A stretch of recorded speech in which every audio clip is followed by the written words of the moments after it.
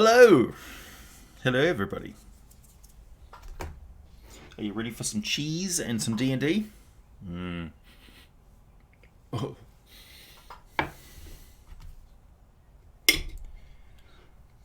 So the subject of today's live stream is pretty much, this will be the last live stream of this year.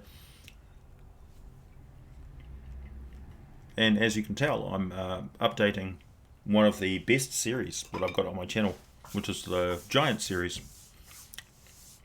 Hello! Followed by the Dragon series, obviously.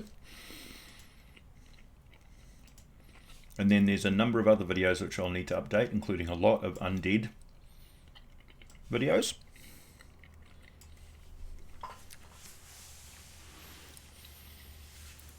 Paliderma, Dragon Ball, Fika, Bleached JFL, Stanchgate, nice to see you, Darkstrider, Doomsday, Adam, Simply B, the best DM in the world. I don't know about that. I'm a pretty average DM, to be honest. Miliano,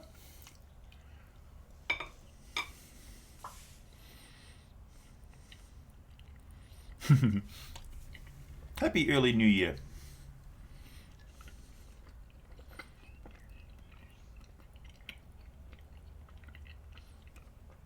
Can I make a stat block for the cheese? Mason, Chance, Steve, Michael, Aaron, Gadzooks.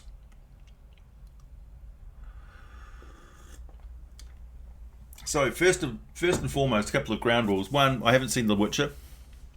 And two, I haven't seen Star Wars yet. So, no spoilers, please.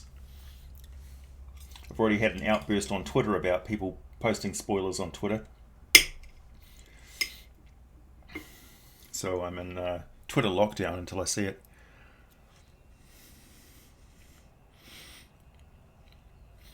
Can dragons become Abishai after death? Go. Yes, they can. If they're selected by Tiamat. I see no reason why not. Big Finish, as in Big Giants, Giant series. So the next few videos that I'll be making will be basically all about giants. The giant ordning, the giant religion. So I have my introduction to giants and the history of Astoria as the first video. The next video will be giant religion and ordning. And then, so the giant gods. And then it will be the offspring of Anam and the true giants. And then it will be the giant kin. So there you go. That's the plan anyway.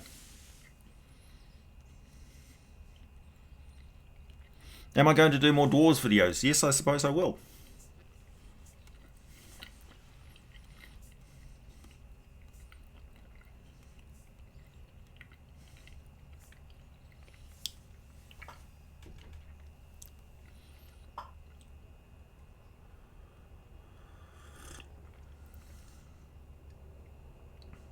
Hey Faith.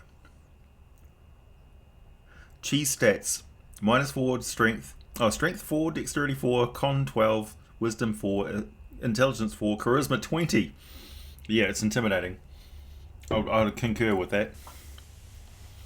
What's my favourite type of giant from the true giant lineage? Would have to be probably storm giants.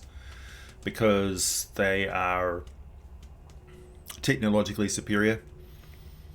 One thing that you don't see often is Titans. Titans have a muddled history in the D&D lore.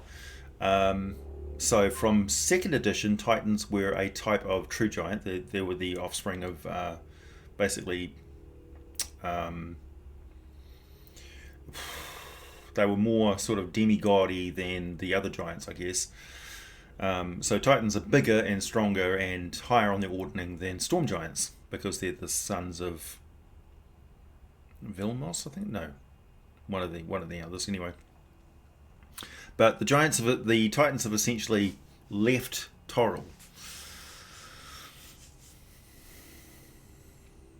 My favourite giant story. I don't know actually. I've got a lot of print products which are probably going to arrive in the new year, including a lot. Furbolgs here. Furbolgs are a contentious issue because furbolgs are supposed to be about 12 feet tall. So yeah, that's the thing, Mason. Titans and Empyreans. So Empyreans essentially are demigods in D&D, and so Titans are demigods. So you can superimpose the Empyrean stat block over and basically call it a Titan if you want to. Yeah, that's appropriate because Titans are and have always been in D&D just super strong giants essentially.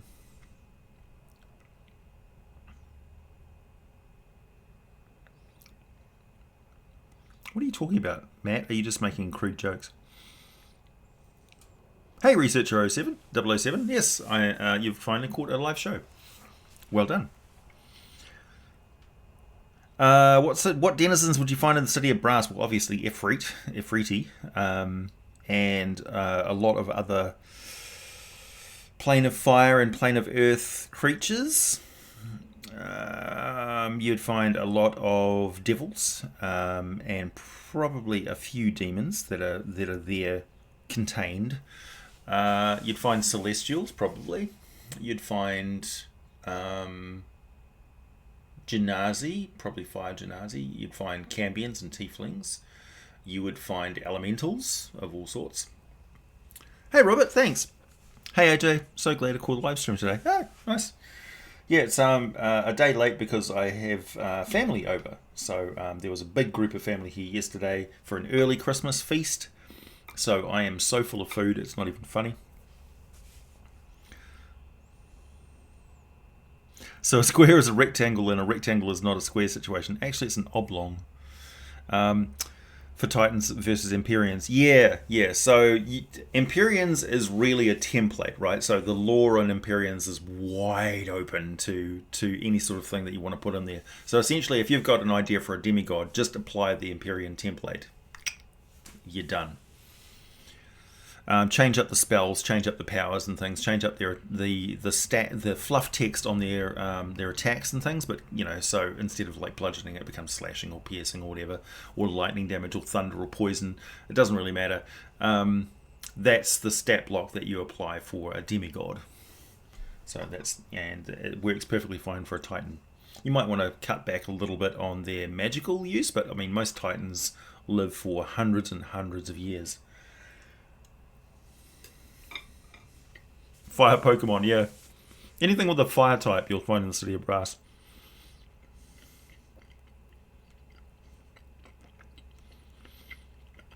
Hey, Gerbil. What? Did you just see an ad? Are you not subscribed to YouTube? What is wrong with you, Gerbil? Honestly, the amount of people who complain about YouTube ads and stuff, and it's like they'll happily pay for Netflix, but they actually watch more YouTube, but they will not subscribe to YouTube.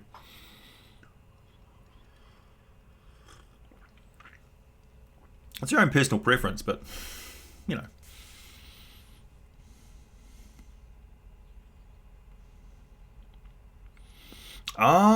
Mesopotamian Anu, yeah. Well, obviously, all of the there were a lot less people around back in the ancient world, and they shared a lot of religions. There was a lot more travel in the ancient world than people realise. In second edition, Titans are immortal. Yeah. Yes, that's kind of part and parcel of the politics of ancient Historia and what happened with Anam and Othea. What monsters don't fit for a Karatur campaign? Giants, Mind Flayers. In fact, does Karatur have an Underdark? Yes, it does. Yeah, Mind Flayers might be a bit of a problem. Probably Orcs don't fit particularly well in Karatur. I'm always happy and subscribe to YouTube around election time. Right.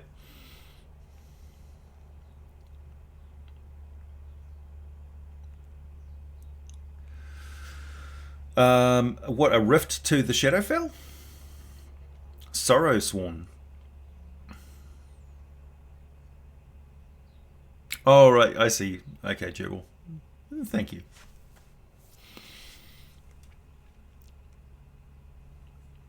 Thanks to Wall. Giant races kept smaller races as slaves. Did the giants specialize in heavy equipment for smaller races to? Slavery of the small folk was kind of incidental. It was like up to an individual giant. It wasn't systemic slavery for the giants because the giants didn't see the small people as worthy of anything. They were just giants were the true people, and smaller sentient entities were just smart rats, that hung around. So they were present in the Empire of Astoria. Like humans were definitely there, and wood elves, green elves were definitely there. But the giants, they had no voice in giant society. They were just there. And the giants would just order them around to do stuff. And if humans were there, then they would do what the giants told them to do. So it's not a matter of slavery. They weren't kept. They were just ordered around, and if they just did what the giants told them to do, because otherwise they would get squished. But only the hill giants and ogres and things like that would eat the humanoids. Like cloud giants would never eat a humanoid unless it was hedonistically. So they'd never eat a humanoid because they were just hungry. Yeah. They might eat like a quaggoth or something like that, which they consider to be an animal. So I guess elves and humans are slightly up on the register of because they talk. And they might keep them around like we would keep a budgie or something like that, as like if a humanoid can sing particularly well or perform or do some particular skill like metal crafting and things like that, they might get them to make jewellery and things for the fine detail. But other than that, they're worthless to giants. Right, yeah, so orcs would not be in Karatur, typically. Karatur is the Legend of the Fire Rings for you. Yeah, old school Legend of the Fire Rings. I agree with Grim on his review of the Legend of the Five Rings. That the specialized dice for that role-playing system, and I hope that specialized dice or proprietary dice or whatever you want to call them, bespoke dice for RPG systems such as Edge of the Empire and Age of Rebellion and stuff, die with 2019, and we don't see any of those in 2020. It is a cash grab. It's the death knell for your RPG setting. Stop doing it. Stop doing it. The dice that we have are all the dice that we need. We don't need proprietary dice anymore, because people are just going to use a free app that somebody hacks anyway. They're not going to buy your stupid dice. Second edition, yeah, people are still playing second edition, absolutely. It was a very popular edition of the game. In fact, I'd say more people are playing second edition right now than fourth edition, probably. Although I'm just pulling that out of a hat. But second edition lore is really good. It's really comprehensive. That's where you get a lot of the coverage of Faerun, and also all the other settings like Birthright and Al-Qadim and Dragonlance and Dark Sun and Planescape, all that sort of stuff. Right, yeah. Edge of the Empire, like I bought Edge of the Empire and I was like, it's got no Force stuff, and now I'm watching The Mandalorian and I'm like, okay, this makes perfect sense. The Jedi just aren't out here on the Edge of the Empire. Hey Kairos. Does the negative plane exist in 5th edition? Yeah, it still exists. The Shadowfell is not the negative plane. What percentage would I say play 1st edition? Well, it's been sort of shattered up into the OSR people, essentially. So OSR is kind of like D&D Basic, I guess you could say. It's yeah. Like this one, Osric, is pretty standard. It's like the Bible of OSR, really. A lot of other things are based around themes that apply the original system rules, old school rules. Yeah, but it's for people, and like Lamentations of the Flame Princess is a particular vibe of roleplay, sort of hack and slash and deadly and more adult themed and kink OSR games and things like that.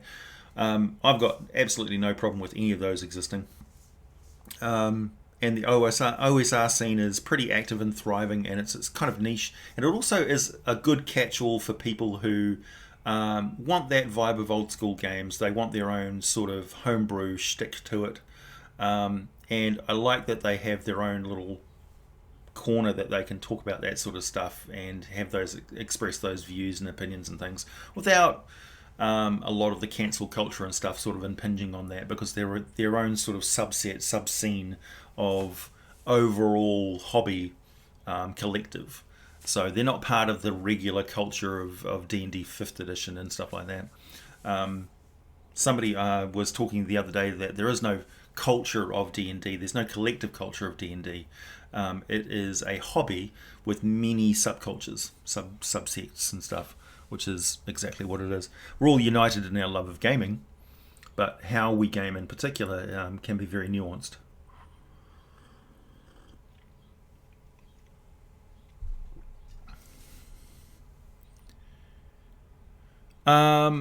Sketchbro, I have always said that psionics, for 5th edition in particular, is just another form of magic, and I'm perfectly fine with that. And that seems to be the way that they're doing it, so I feel justified.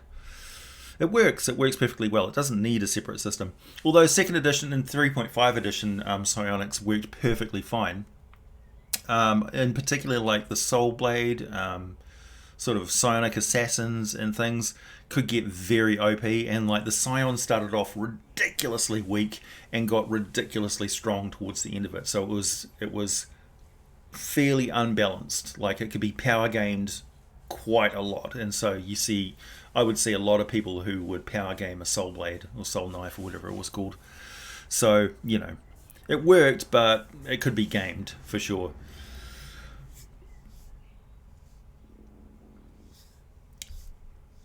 Well, Michael, people have differing views. You can play it how you want, but I play it how 5th edition has sort of envisaged it, which is it's magic. It works perfectly well as magic.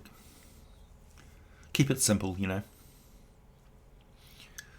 I'm talking about the mechanics of it.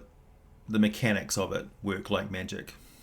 The fluff text that you put on top of it's still mental powers. You know what I'm saying?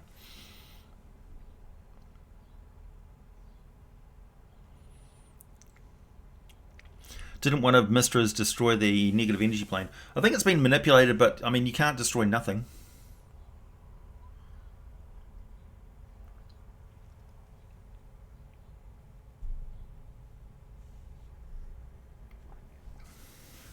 Well, in Dungeons and Dragons, psionic energy has kind of been tied in with the Far Realm quite a bit. So when the Far Realm sort of arrived on the scene, that's where psionics sort of spiraled from. I don't know. You'd have to ask Bruce Cordell and the people that were around during that era.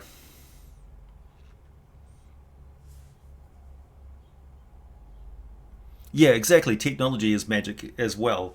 Mechanically, the game mechanics, like the rules that are written in the books, the ranges and areas of effect and damage dice and things like that. That's the mechanics, right? So that's the crunch, we call it. Whereas the fluff is all of the descriptions that we put on top of what those things represent. So technology in Dungeons and Dragons can be represented by the mechanics of spells. And that's perfectly fine. You've got a pre-existing system. That means you can balance one thing and it will work for technology, spells, and psionics.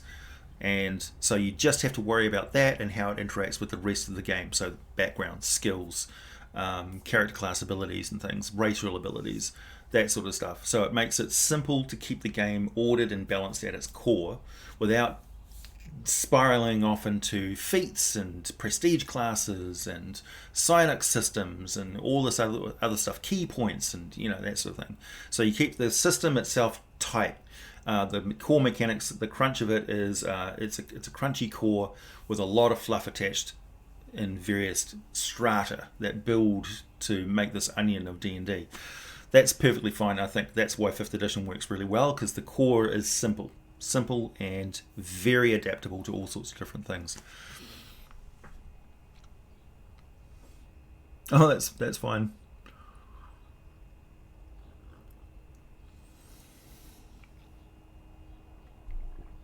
Hey, William.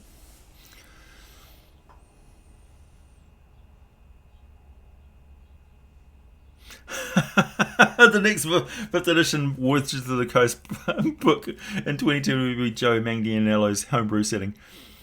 Maybe. I mean, when you think about it, right, Joe has been at the center. He's been like a core of celebrity D&D culture. So he probably deserves it, honestly. Let's face it, I would sit down and play at his table for sure. Because he loves D&D as much as I do, obviously.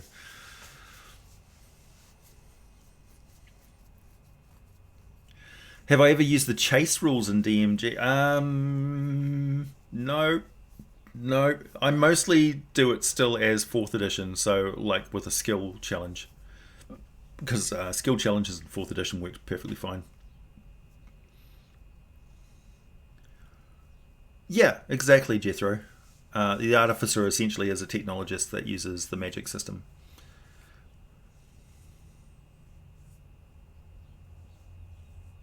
Oh, right, yeah. The Beholder's anti-magic ray is completely useless against the psionic. Yeah, that's the whole point.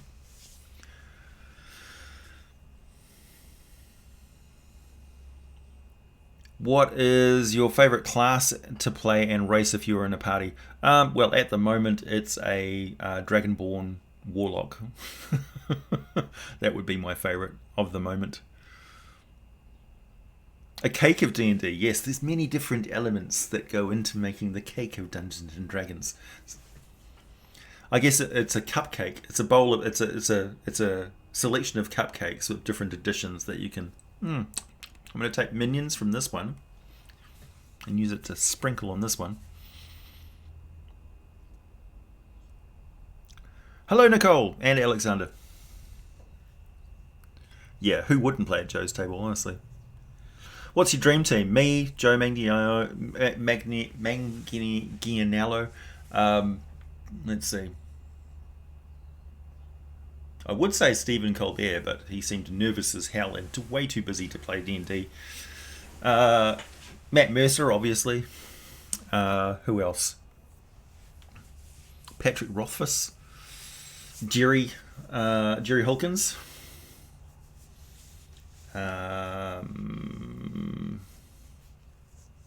Who else?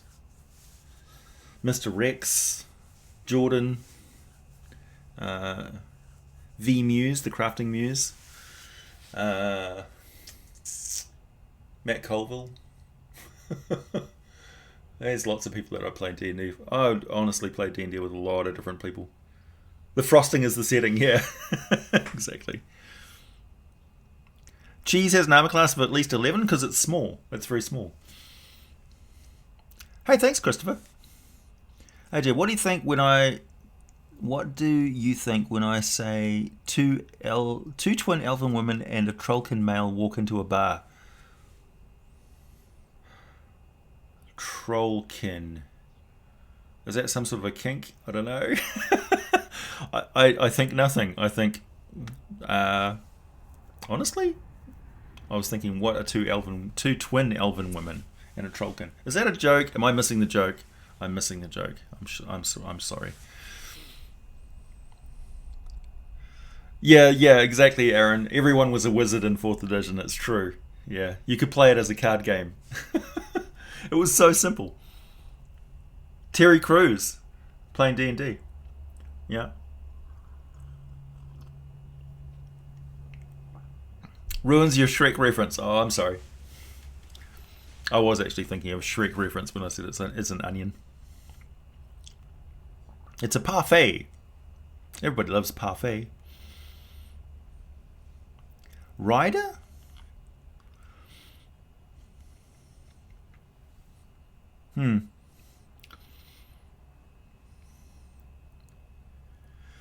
As an assassin, what level would you put John Wick at? He was mostly just rolling really well, but I think his skills were pretty average. Like, I didn't see him doing any real acrobatics. He didn't run across a rope once. Jim Dark Magic. Oh yeah, for sure.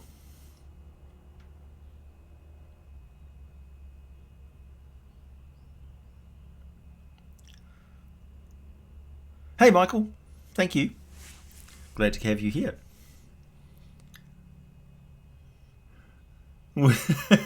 Parfait is better. Parfait.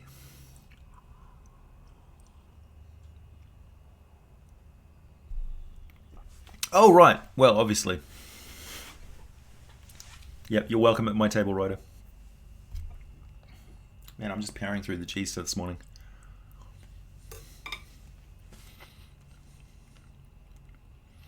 Exactly, yeah. He's taken all sorts of weapon proficiencies. Book, for instance, as an improvised weapon. I thought Salma Hayek's character was, as a Beastmaster Ranger, was pretty good. Oh, I see. Trollkin is a race in the Midgard setting instead of orcs. Right. I'm still reading the Midgard setting. Man, I've got so much reading to do, you wouldn't believe it. Out of curiosity, I will point. Do you think cultural inspiration turns into cultural appropriation? Oh, at what point? Well,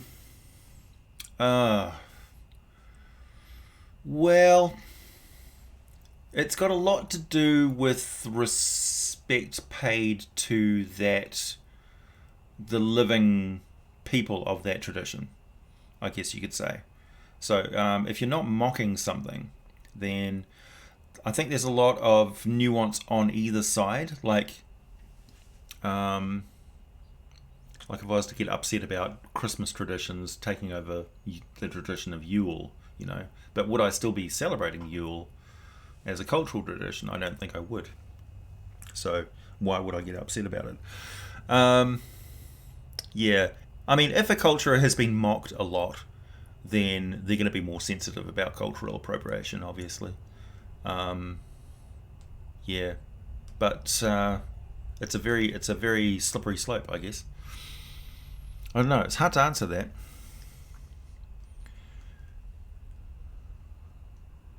Okay, need your out of 10, no spoilers, Rise of Skywalker, then your opinion on Witcher series. Well, I haven't seen either of them, Michael. Sorry. I plan on watching The Witcher as soon as I've completed my list of videos that I want to do this week. And I haven't seen Rise of Skywalker yet, and please, no spoilers.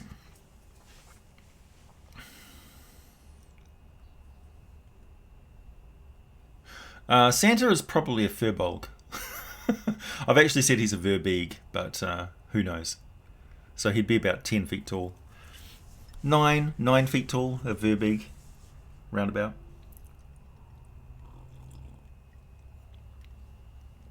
Would Yuan-Ti be interested in lichdom? No, generally not, because most Yuan-Ti live for thousands of years. It depends on whether they've had the black potion or not. Thanks, Gadzooks. Merry Christmas. Yes, the Saruk video is coming. I have it down on my list of things to do. My little black book of videos to do. Oh, I got to cross out Astoria. Please do advise people that the new giant videos are an update of the pre-existing ones, because I am taking down those original giant videos as I progress through. They're just basically put to unlisted. So if you bookmark those original videos, you'll still be able to find them, I think. But obviously, the new videos are going to be far superior.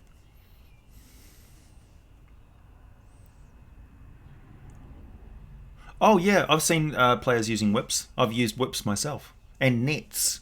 Nets are really good as well. Oh, the White Island volcano. No, so the White Island volcano is off the coast of New Zealand. It's about 20 k's or so off the coast, kilometres, and the eruption there was quite minor. Like it was just a puff that threw off the caldera. Unfortunately, the caldera is boiling hot acid. And all of the people that were on the island were obviously very badly affected by that. But it doesn't impact on the mainland of New Zealand at all. It is a volcano, an active volcano, but it's kind of like a fizzing volcano that's active all the time. Personally, I don't think anybody should have been on that island as a tour group in the first place. It's extremely dangerous. I don't know if they were properly made aware of the highlighted danger, because it was currently in an active stage, and the operators knew about that. So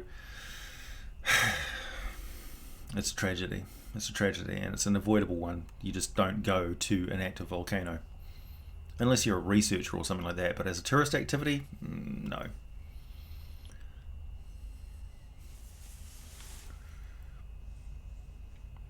Thank you, Michael.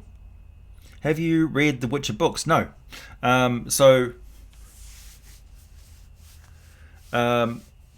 Yeah, I haven't read the Dresden Files books. I haven't read the Witcher's books. I haven't played the Witcher's games. I've tried. Somebody recommended that I try playing all the Witcher's games. I think I started playing the Witcher 1 and very quickly lost interest in it. I probably should have started with Witcher 3, but it's really just not my kind of thing. I like games like Dawn of War, First Edition, or Sid Meier's original colonization game, or Age of Empires, or the sort of open sandboxy sort of games like Knights of the Old Republic and things where you just run around doing missions and things like that. Skyrim is the sort of thing that I would play, I suppose. But I don't really play a lot of video games, and I don't own a console. I haven't for a very long time. Yeah, the time that you would be spending playing video games and stuff, I'm spending reading and writing scripts and making videos and things like that. Because I put out a couple of videos a week, and I do a live stream on the weekend, so it keeps me pretty busy. I'm happily busy doing that, I should add. That hits my gaming spot.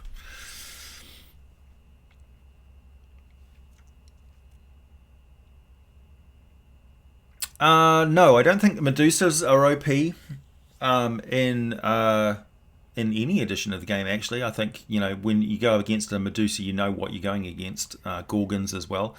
However, I do think the Ghost in 5th edition is definitely overpowered with the possession ability. Everyone should be absolutely scared of that, because that you can lose control of your character almost permanently. Yes, yeah. So the Saruk show up every now and then in tombs and ancient forgotten places and stuff, because the Saruk sort of preserve themselves. And a lot of them went off world. And if you go off world to different dimensions, sometimes they have different ratios of time.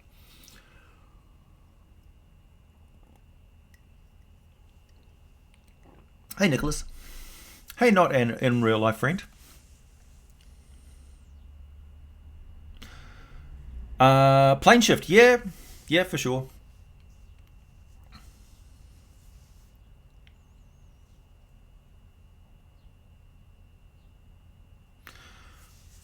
Well, they were there because they were tourists and they were doing a tourist activity in New Zealand, going to see an active volcano.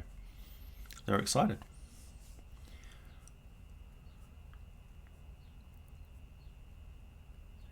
I played Elder Scrolls Morrowind mainly. I played Elder Scrolls Oblivion a bit, but I just didn't really get into it. I think I got kicked across the landscape by a giant at one point and just went meh and stopped playing. Played something else.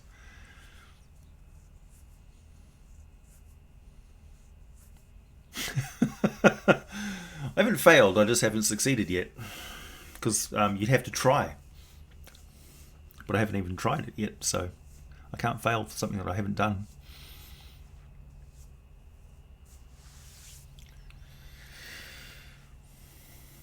Yeah, I do like the premise of the Dresden Files. I don't really like the vampires or like the Shadow Council thingy majiggy, but yeah.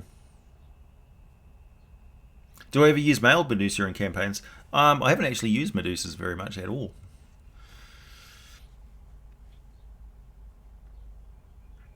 Yeah. Yes, everyone forgets about the Oceanus being almost as important as the River Styx.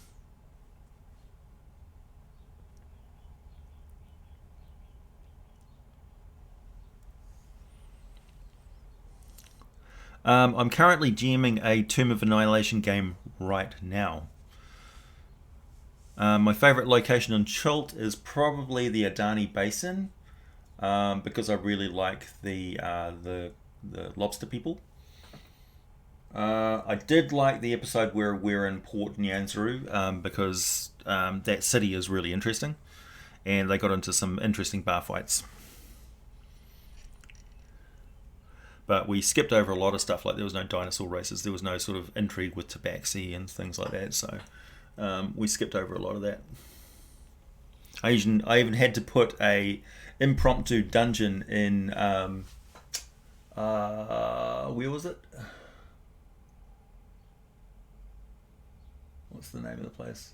Oh, there was a makeshift dungeon in Mbala underneath the hag's lair that doesn't exist in the books, because I needed to give them lots of equipment before they go to the actual tomb itself in Omu. And then it was just like, oh, I'm going to have to go through all that undead territory before you get to Omu. And you guys really haven't, like,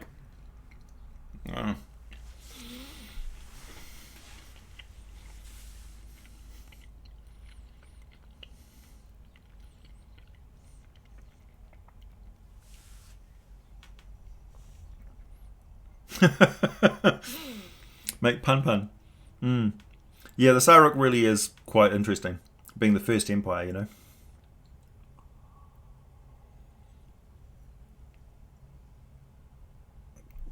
Really, what did you do with the Heart of Oaktail? That's the Lich lady, right? Did they find out she was Lich? Spoilers.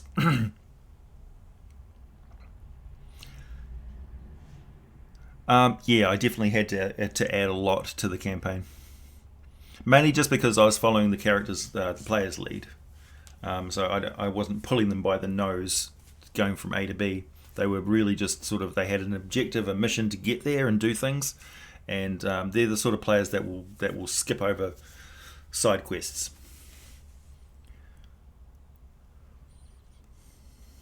What was that, researcher? Have I ever used the Detone Cursed? Is that a typo, or do I not understand? Illithid Savant Prestige class. No, I haven't really dealt with that. What if every goblinoid converged to form one massive horde? It's possible. I play 5th edition mainly for my Tuesday home game, although they're actually back in the city that I came from, and we play via Discord.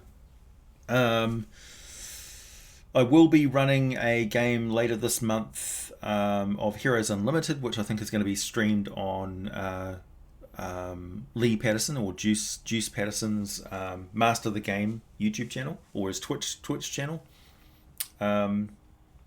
But other than that, I'm not really running any games other than those at the moment. Thanks, James.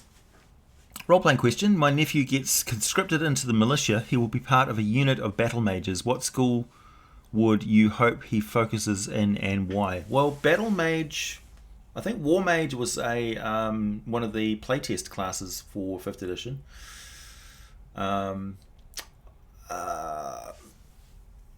Obviously, conjuration and evocation are the main schools of war wizardry, because you want to blow stuff up. So fireballs and lightning bolts, cloud kill, that sort of thing.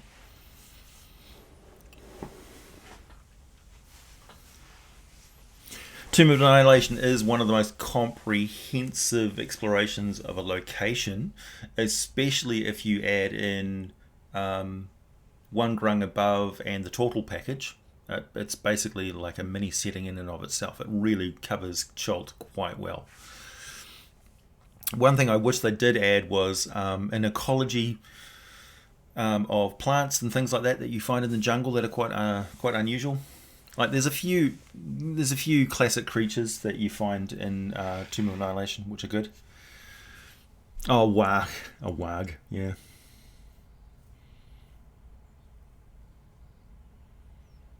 Yeah, very much like I interchange quite a lot of the artwork from the Lizardmen Empire from Warhammer when I'm talking about the Saruk, so it was pretty much exactly like that. The Thunder Beasts were not dinosaurs, so they evolution on the world of Toril does not track at all with what happened on Earth. So the early evolution of everything kick-started quite a lot because the world was a flooded blue planet, kind of like a water world that the Aboleth and stuff were experimenting on creatures and things way before they ever got up on the land. So the Batrachian stuff basically were already intelligent before they even left the ocean. So it's a completely different kettle of fish. So any sort of comparison with the Thunderbeast dinosaurs is a false premise from the very outset. So you can't compare Thunderbeasts with dinosaurs. They are not the same. They are way more advanced than dinosaurs biologically and ecologically.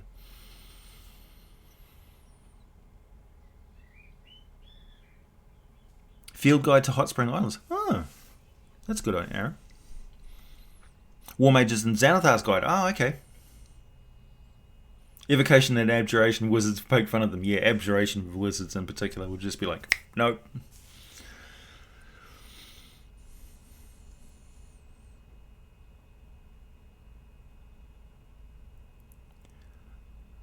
What's that, Michael? Your group is in the Feywild?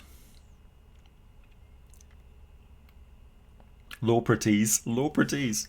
Like expertise. I like it.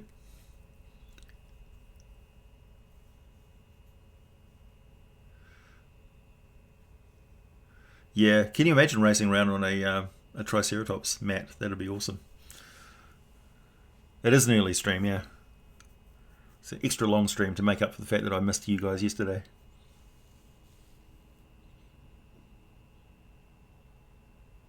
Any inspiration for a possible homebrew location in Chult to fill the large empty spaces in the jungle? Well, a lot of those large empty spaces are full of undead.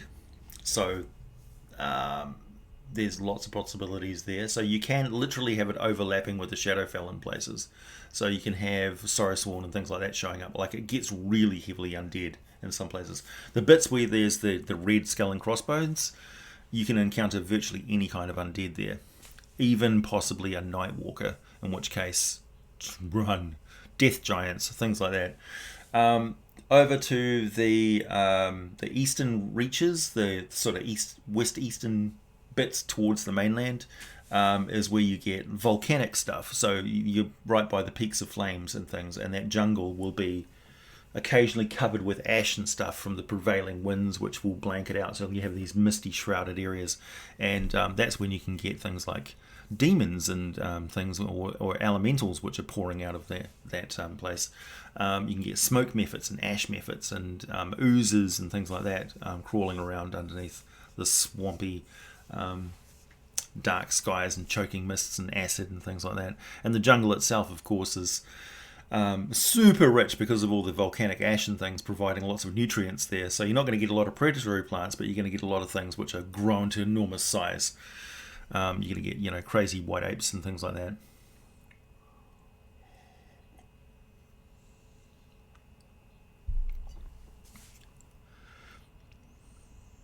YouTube blocked your card?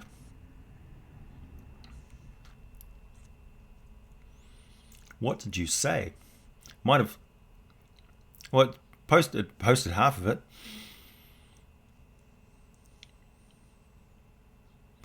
DM tools that you would recommend for world building or maps for a DM running second edition. Yeah, I suppose so. That's you should definitely come and ask questions like that on the Discord server. Poil. because we can give you a lot of resources that you can follow links for. I can't really throw a lot of links up on here. Yeah, Alice in Wonderland, any sort of fairy tale in the Feywild is perfectly fine. Look at sort of more obscure stuff like old Russian fairy tales.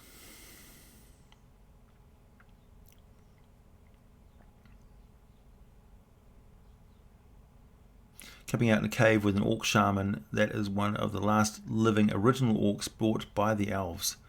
Orcs are currently corrupted. What argument does the shaman give to get their party to help her? Orcs brought by the elves?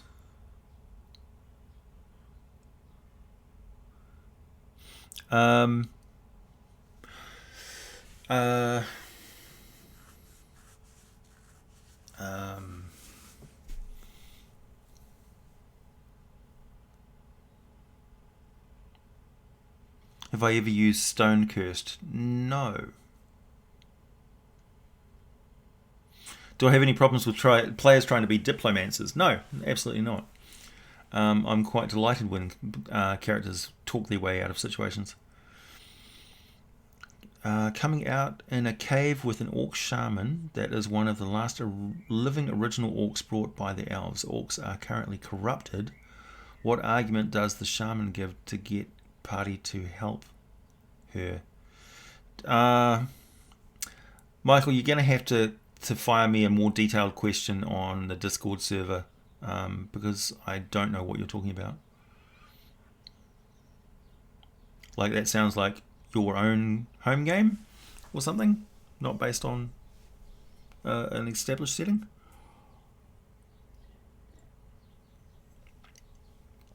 Hey, Logan. Palm treants with weaponized coconuts. That is a great idea. Exploding coconuts. Cloud of acid from a volcano would ruin everyone's day. Yeah, that's a little too real for us in New Zealand right now. Running descent into Avernus. My players don't know that yet and are still in Baldur's Gate. Any idea about making Avernus reveal the most dramatic?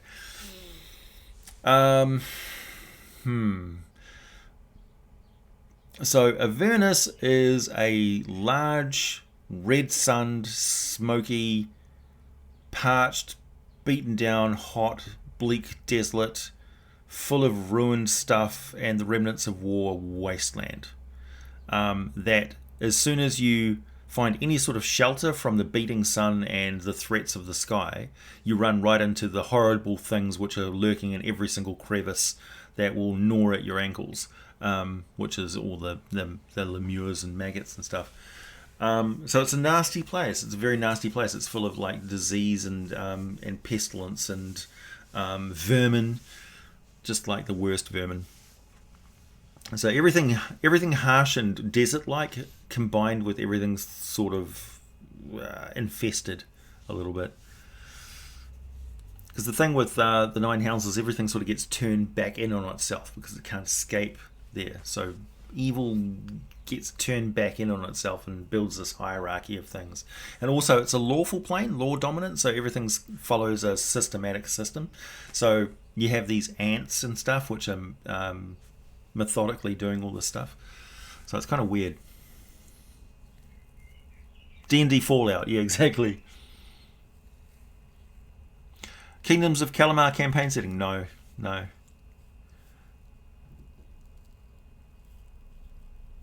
In D&D, should LSD let you into the Feywild? I'm going to say yeah. Why not?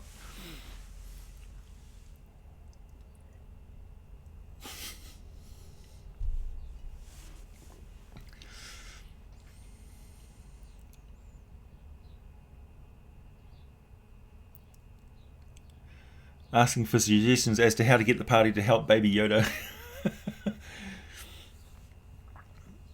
For those of you who don't know yet, there's a group of groups on Facebook called the Sages group. So there's Sages of the Forgotten Realms, there's Sages of Eberron, there's Sages of Ravenloft, Sages of Dark Sun, Sages of Lamentations of the Flame Princess has got a group there as well.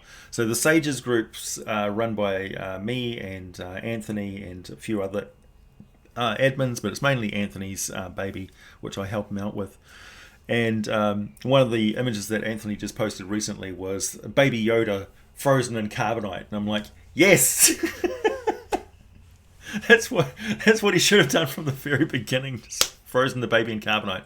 Well, baby, I got to go off and earn some money, so I'm just gonna, and plus you damn near crashed the ship like 5 times, and you're expensive to feed with all this bone broth, so I'm just gonna freeze you in carbonite for a few months, keep you safe, because you could just bury that baby somewhere. Made so much sense.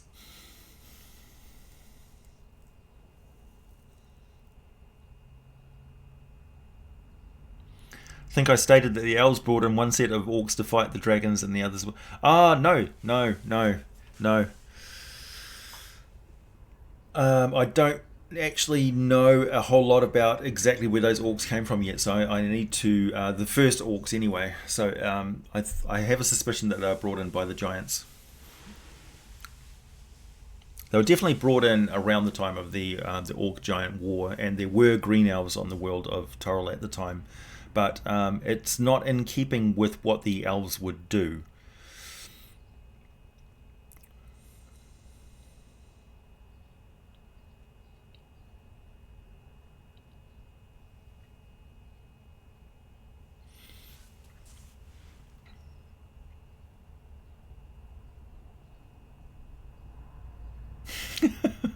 That sounds like a good idea of what to do with magic mushrooms in a D&D game, Scumdog.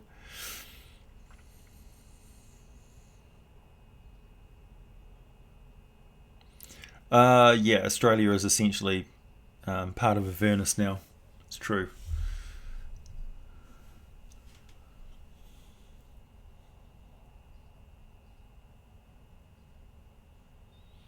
Tier 3 party.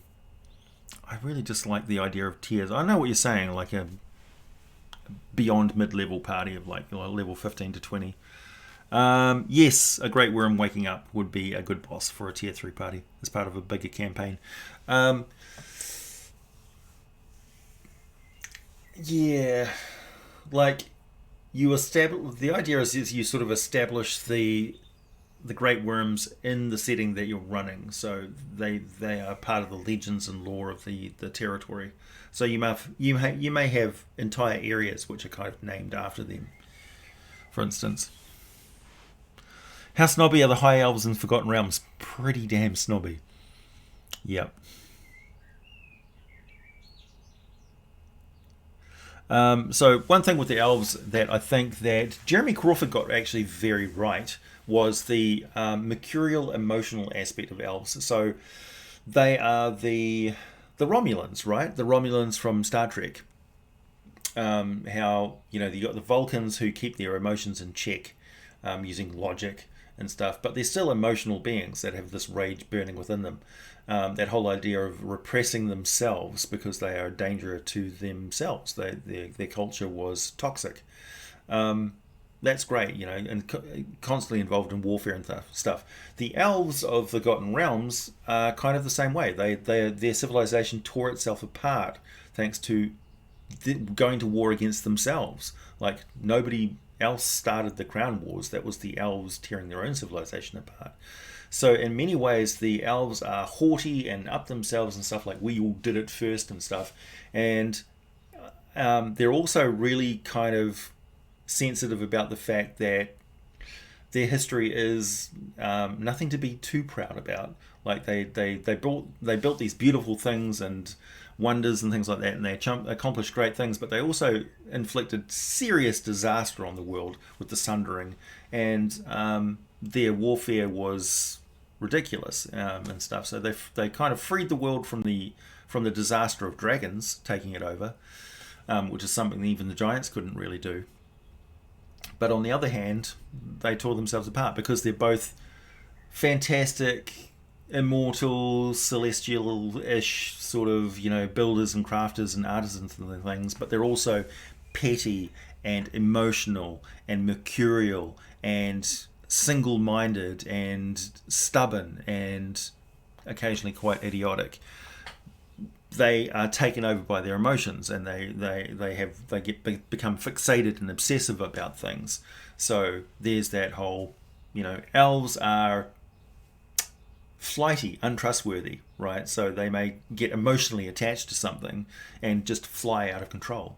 Like they've got no checks on their emotions. This is why dwarves, who are singularly focused and, beaten down into like work, don't get on with elves, because elves just don't think the way that dwarves do. Dwarves will become furious and focused in their rage and their emotion, but they're not completely self-serving as elves can be.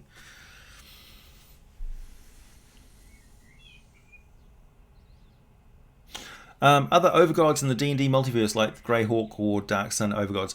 So the thing with that I mentioned in the last video on the giants is that the overgod Ao wasn't basically included by Ed Greenwood or the other authors into the Forgotten Realms. It was placed there by TSR, essentially, to say, okay, there is an overgod that's in charge of all these pantheons and stuff, and these changes that we're making to the additions as we go along, and these broad changes to the pantheons and stuff, is because there's an overgod that decides the fate of the gods, etc. And the overgod answers to the dungeon master. So they put a fantasy cap on it. They basically said, look, it's just a fantasy game from the top to the bottom. So this isn't God. These aren't actual gods we're talking about. So we don't want to offend anybody religious or anything. So we're gonna make a game aspect of it and put it in there. So it's kind of hard to fit it into the overall multiverse thing, and I've theorized about it. I've even made videos theorizing about this sort of stuff, but it was never really intended to be the canon of D&D. It's kind of been tacked on there, so it doesn't fit particularly well. And there are no overgods of the other settings and things officially. Like, for instance, you could say that Anam, Allfather of the Giants, was one of the original gods. He's a creator god, so he has no parents himself. His parents are law and chaos. He's a conflux being that just popped into existence, kind of like Star-Lord's dad in Guardians of the Galaxy. He just popped into existence, and he is a creator god. He creates pantheons and stuff, and goes from world to world and setting to setting, making pantheons of gods. And so the Giants pantheon is the original set of gods for Toril. The Saruk of Mer Shulk and the Saruk Empire, for instance, worshipped a serpent god of magic. I don't even know if the Batrachi had any gods per se, but they became the Slad. So yeah, you could say that the gods of the giant pantheon are almost like the original gods of Faerun, and other gods came in afterwards. But also, a lot of the gods of Faerun, for instance, the world of Toril, didn't originate there. They originated in other dimensions and came to Toril. So that's the other aspect of it as well, is that it's a cosmopolitan, trans-dimensional network of gods across the multiverse, and they're just another tier of existence. And they move and travel and do different things over thousands of years. And not only that, they're operating on multiple theatres at the same time, so multiple different dimensions. They're trans-dimensional beings, trans-temporal, trans-dimensional. So, yeah. If you want there to be an overgod of Greyhawk or Dark Sun, by all means. Dark Sun, for instance, probably doesn't have any active gods, or if there are any gods there, they'd be dormant and had been dormant for a very long time, or just moved on, perhaps left Dark Sun long ago to come to Faerun.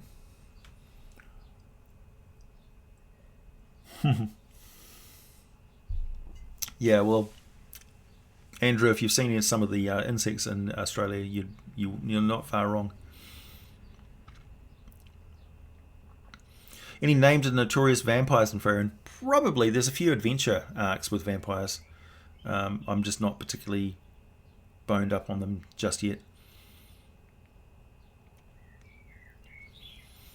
Yeah, Strahd's not on Faerun for sure.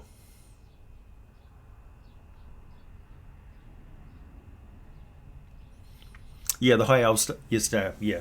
So the elves started off with the green elves, who are essentially wood elves on Faerun, and then the other elves from the Feywild, or the Land of Fairy, as it was back then, before there was a Feywild in the settings, were the so the high elves basically became the moon elves and the sun elves. Oh, the gold elves became the sun elves and the moon elves, I believe. So they were like the Eladrin sort of thing that turned into these other elven groups. So you ended up with 4 distinct sort of racial groups of elves on Toril. Ego, the living planet, that's the one.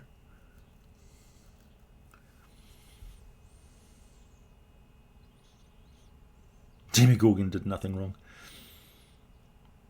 Can we get a video on He Who Was? No, because I don't want to confuse everybody with 4th edition lore. Because He Who Was definitely 4th edition lore. One of the problems with introducing the idea of an over-god of humanity, or creator god of humanity, is that it just rubs everybody the wrong way. It just doesn't work. Because it implies a cultural tie between all the different human groups of the Forgotten Realms, which really is like...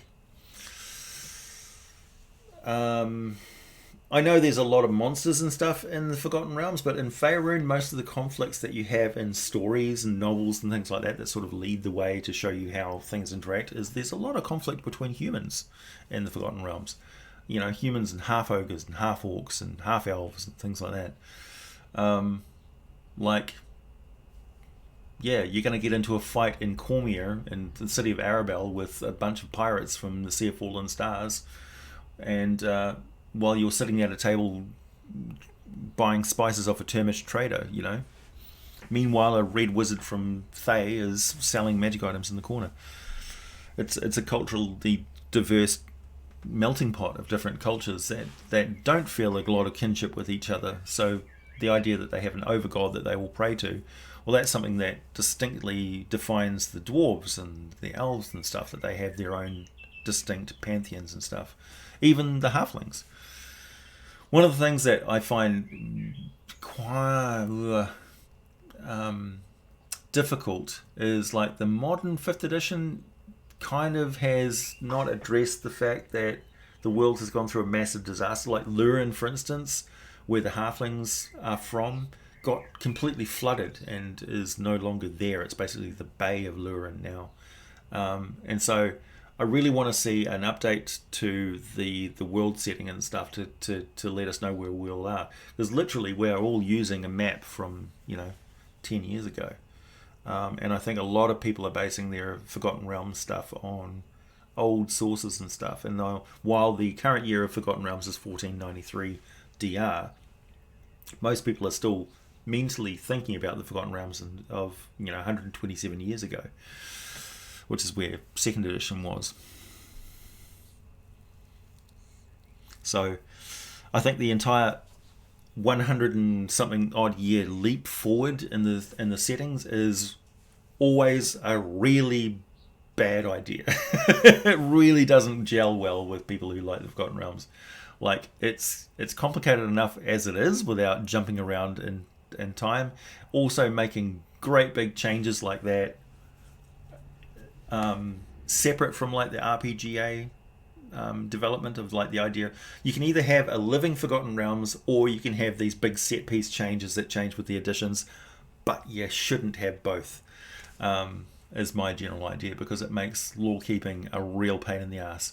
And explaining stuff to people like, oh, isn't the land of Thindle blah blah blah blah, it's like, oh no, the land of Thindle is underwater now. Oh no, Lantern got completely flooded and that's no longer there. Oh no, all those leaders are all dead now because it's 120 years in the future. It gets tricky. The Cthulhu and Melnibonian stuff and the original deities and demigods. I don't know if I've got hold of that actually. I'll have to go and check. It's probably still around.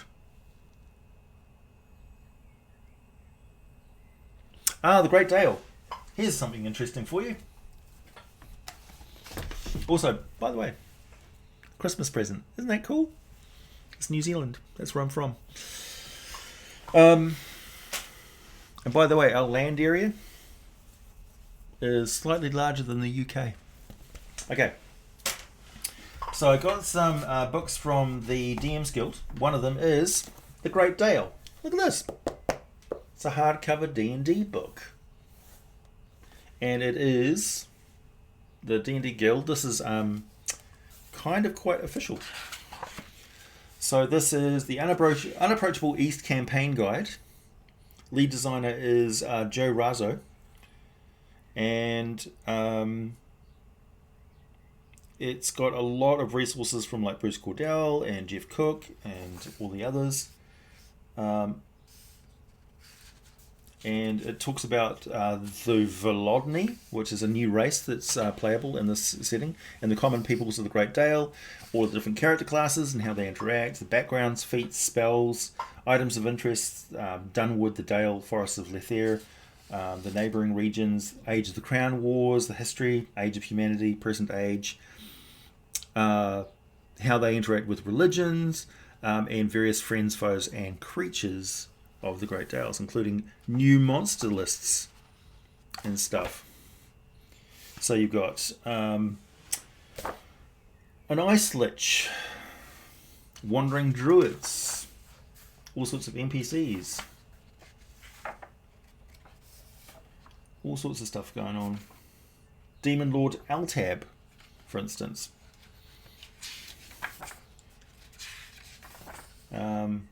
Yeah, it's a really good book.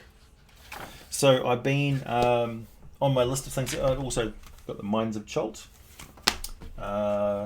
Tactical Adventure Maps, which is actually a list of different adventures. So there's like 80 different adventures that you can just drop onto the table and play. And also this one, which is really good, which is Pip Yap's Guide to All of the Nine Hells, except for Avernus, because it's basically already been covered in Descent into Avernus. But this is all the other layers of the Nine Hells, currently updated. And this is Adventurers League Legal. So this is actually playable content, official playable content. Yeah. The idea for this book started at Origins 2018 as the admins walked down the hallway with Chris Lindsley and Satine Phoenix. We were looking for a quiet place to play a game. Satine was test running for the admin streaming characters, which was to debut later at the Gamehole Con. We had a bag of cookies with us, and someone asked if the cookie bag for the cookie bag because they needed a cookie. Secret Project Cookie Bag was born at that moment, and somehow it turned into this. Yeah, so this is Secret Project Cookie Bag. But this is D&D Adventure League Legal. So you can run all of this stuff at the table. Here's a good picture of Avernus. Oh, Malbolg. It looks like the inside of an animal. Essentially. It looks like a living corpse plane full of bubbling cauldrons of custard-like mucus. Yeah, it's fantastic.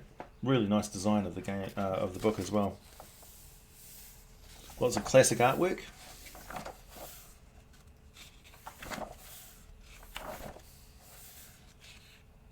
Tons and tons of encounters.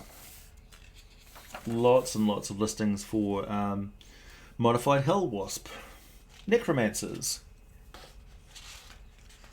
Naparibos, fiendish polar bears, fire newt warlocks of Imix, hellfire engine, hellfire sprayers, conjurers, devourers, enchanters, evokers, all sorts, monsters and NPCs galore.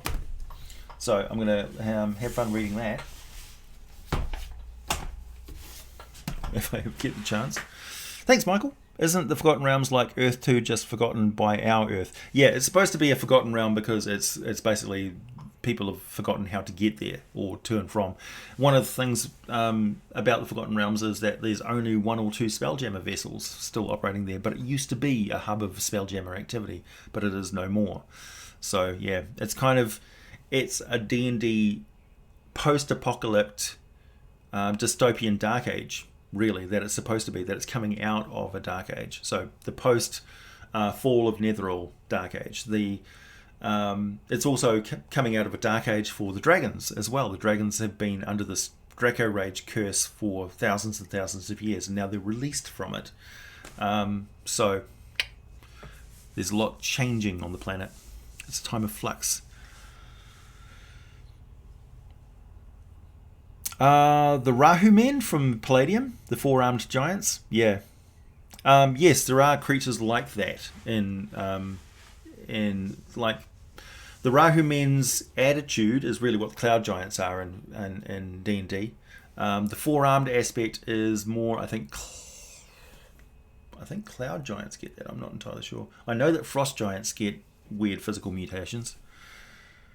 Do I like the design of Zariel? Yes, I do. Thank you, Robert.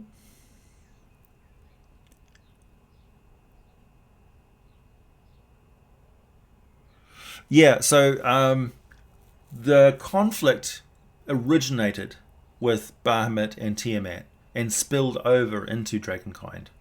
Because the gods can occasionally do that. Like it flows both ways. The faith flows both ways between the two. So gods can occasionally influence all of their followers. So they turned it into a split and accentuated the differences between chromatics and metallics.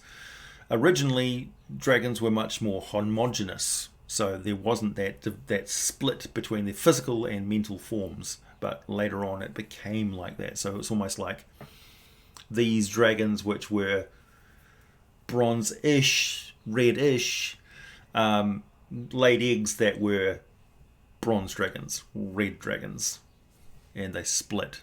So it sort of just became that way. Are there any good third-party products that cover doing Dark Sun in 5th edition? There's probably a lot of conversions and things like that, but yeah, we'll just have to wait and see if they're actually going to do some Dark Sun stuff. I get the feeling that the next sort of load of stuff that we may see some Dark Sun stuff in 2020. I'm not entirely sure.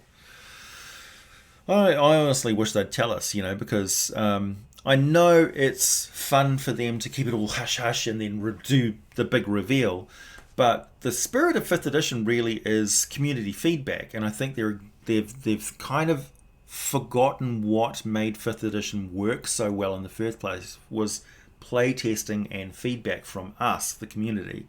So letting us know what they have in store for us, if there's something that is going to be wildly unpopular, they will probably know about it by just letting us know that it's on the cards coming up in the future. They don't even need to let us know when they're going to be producing something like that. But if they just say, what do you guys think about some Dark Sun? Give us a poll that we can answer, then they'll get a pretty good and accurate gauge from 80,000 people answering the question, or 800,000 people answering the question. They'll get a pretty good and accurate gauge of what the community actually wants to see, as a general broad community. Of course, there's going to be people who are absolutely ferociously in favor of them doing a 5th edition Ravenloft or something like that, but they'll just it will put it in perspective. It's very easy to get swayed by the most vocal person on whatever medium you're looking at, but when you do a broad poll of the entire hobby, it will give a very different picture because everyone gets an equal voice. So yeah, like I see a lot of requests for certain topics and things, but when I make those videos, the actual viewership of that is very small. So yeah. Thanks, The Hills. Hey man, can't stay long, but I just wanted to say thanks. Your vids got me through many a workday and give me tons of inspiration for my writing. Thanks. Awesome. Yeah, I never actually played Dark Sun. I've had people play many Thri-Kreen, so we used it as a resource for sure. We stripped it and used stuff from it, but I've never actually played a Dark Sun campaigns at all.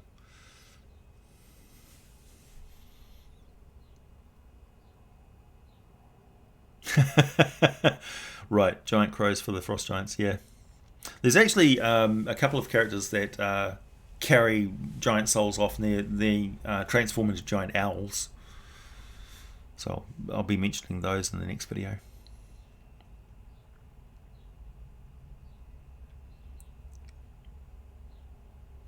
Am I ever going to do a video on the Shard of Ultimate Evil? What's really more to say about it? I'll probably be redoing the Abyss video at some point.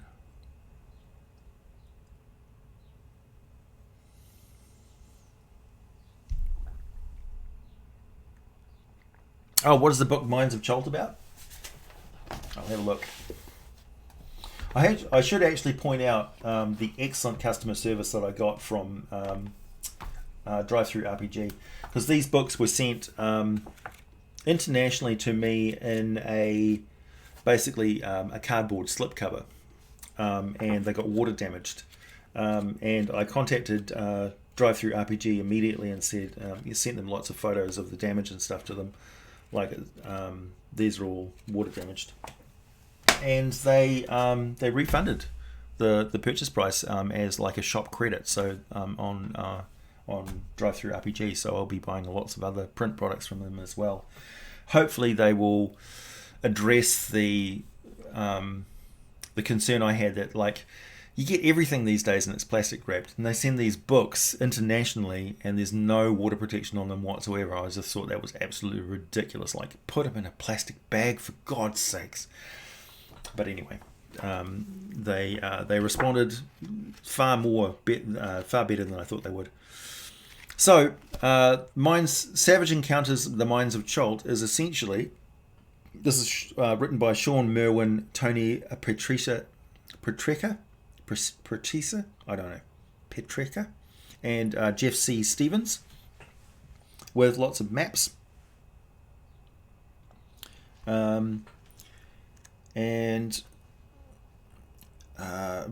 Although written with the Tomb of Annihilation campaign in mind, the supplement isn't limited to being used in Chult. Most of the mines can be easily placed in any campaign setting. You can also change up the creature and mine types if you wish. We've put together a total of 9 mine adventures, each with a map and most with scaling suggestions to give flexibility as Dungeon Master. Yeah, so it's maps of different mines with encounters, creature encounters and stuff,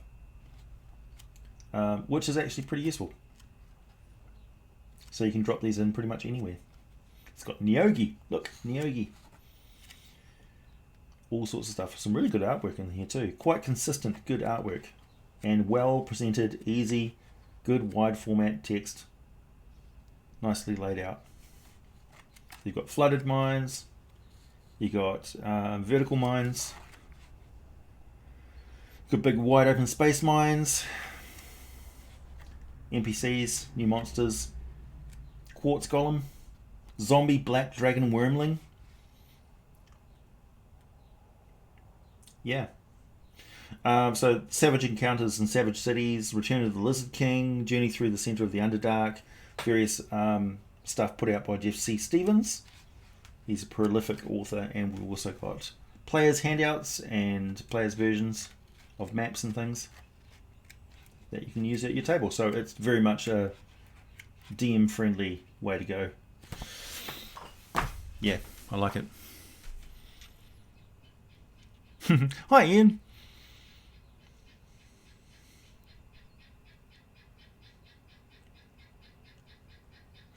Can you go on to talk about Mystara's chosen and the parameters of Silverfire and the likes of which Elminster used? So Mage Fire is essentially a Destructo beam of pure magic that Mystra grants to random individuals and her chosen. Her chosen may not necessarily have the full access to Mage Fire, but it's kind of like you would find in the Wheel of Time series, with this crazy Mage Fire that just erases things from existence.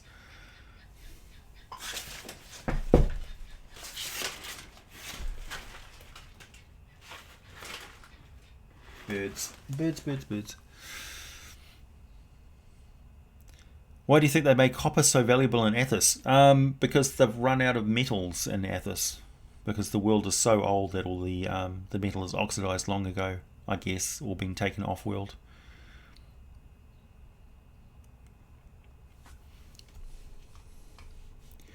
Anyway, guys, it's time for me to head off.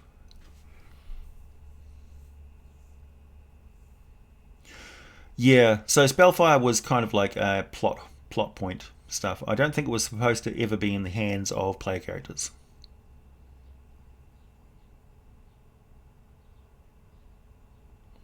I haven't finished reading Welch's Mystara 5e book because it's quite an extensive read.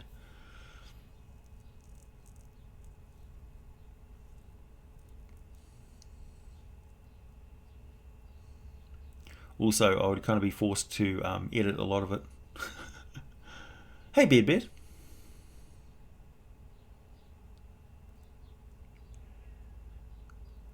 The recommendations for a whodunit is always write the conclusion or what happened, and um, then work backwards on the timeline. That's how you do a whodunit mystery.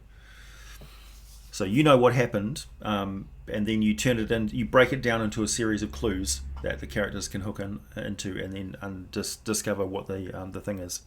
Don't make it too complicated because it's kind of hard to do.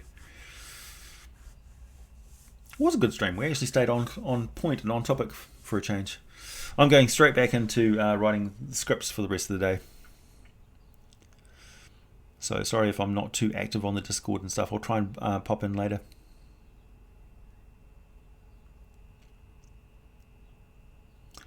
Not a Christmas break. Like I'm gonna be doing a lot of heavy video production, but I won't be very active publicly on like real time and stuff. I'll still be answering questions and things like that. I'm just not going to be like doing a lot of voice chats, and I won't be live streaming over the next few days leading up to the new year.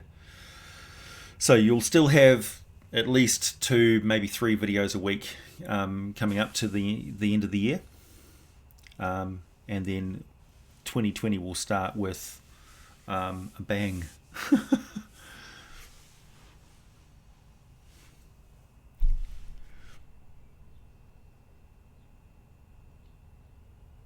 Oh, the death cheese is named Kikarangi, baby Kikarangi, from Kapiti Coast cheese making company.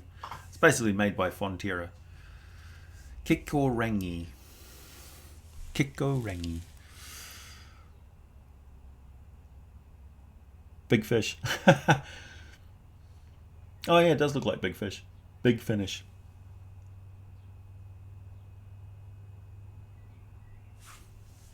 Yep, last stream of the year. Last stream of 2019. So I'll be back to you live in 2020.